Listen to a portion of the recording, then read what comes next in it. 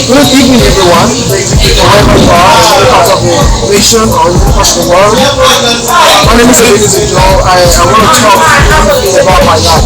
Basically, my life has been a blessing. My life is actually a definition of grace.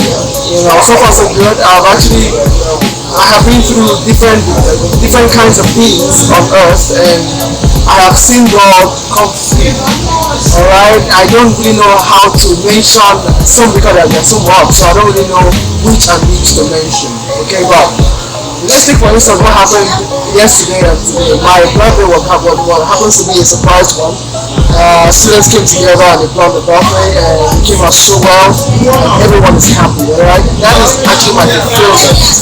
I'm actually happy when people around me are happy. So basically I don't really have a better testimony than to see people happy. Yeah. So my biggest testimony so far is to see the fact that people here today are happy. Thank you very much. Once more, my name is Ebenezer John. God bless.